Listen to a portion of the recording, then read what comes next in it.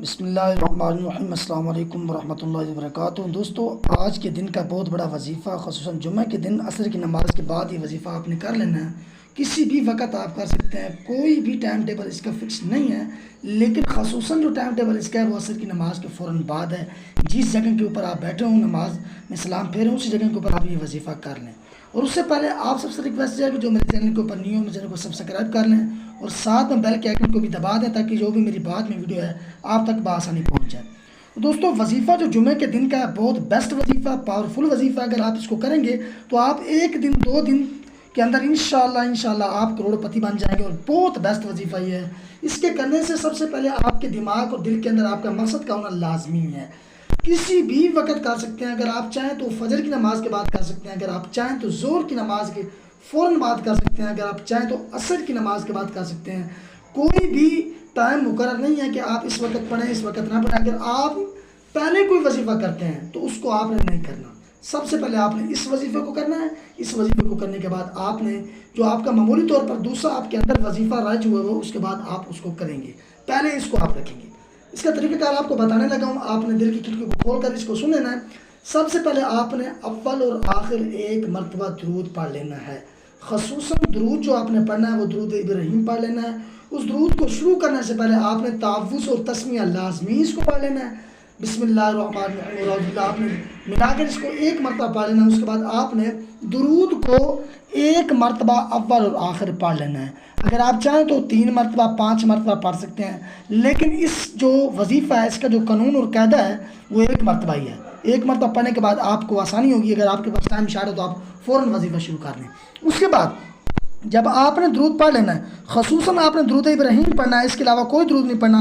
اگر آپ کو درود ابراہیم نہیں آتا پھر تو ہے مجبوری، پھر آپ کوئی بھی درود پڑھ لیتے ہیں، چاہے تو آپ الصلاۃ والسلام علیک یا رسول اللہ یہ درود بھی پڑھ سکتے ہیں، اس کے علاوہ کوئی بھی پڑھ سکتے ہیں اگر آپ کو درود ابراہیم نہیں آتا۔ اگر آتا ہے تو پھر آپ کے لیے وہی لازمی ہے۔ اس کے بعد آپ نے کیا کرنا ہے، آپ نے جب درود پڑھ لینا اس کے بعد آپ نے 3 لفظ آپ نے پڑھنے ہیں۔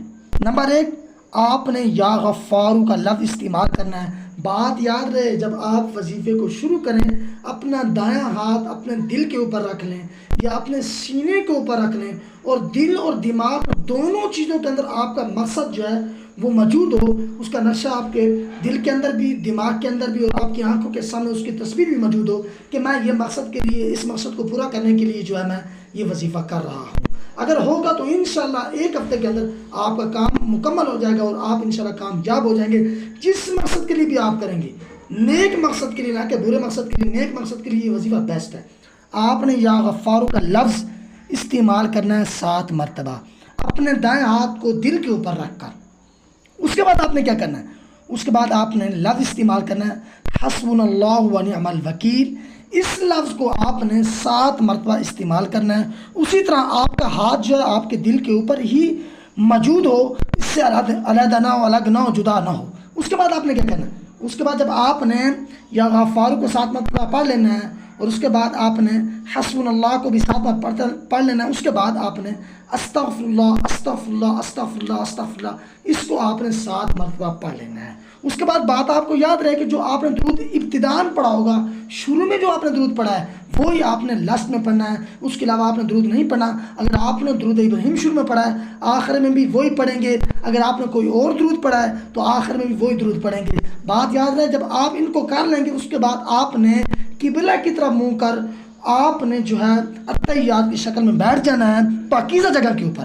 اس کے بعد آپ نے دونوں ہاتھوں کو دعا کی طرف اٹھانا ہے اور اس کے بعد آپ نے اول آخر دوبارہ درود ابراہیم پڑھنا ہے۔ اس کے بعد آپ نے یہ دعا مانگنی ہے جس مقصد کے لیے آپ نے یہ جو وظیفہ کیا، اس مقصد کے لیے آپ نے دعا مانگنی ہے۔ انشاءاللہ ایک ہفتے کے دن آپ کا انشاءاللہ کام ہو جائے گا اور آپ مجھے بھی دعائیں دیں گے۔ ویڈیو اچھی لگی ہو تو سبسکرائب بھی کر دیجیے گا، شیئر بھی کر دیجیے گا اور لائک بھی کر دیجیے گا۔ اپنا بہت سارا خیال رکھیے گا۔ ملتے ہیں آنے والی ویڈیو میں، تب تک کے لیے اللہ حافظ۔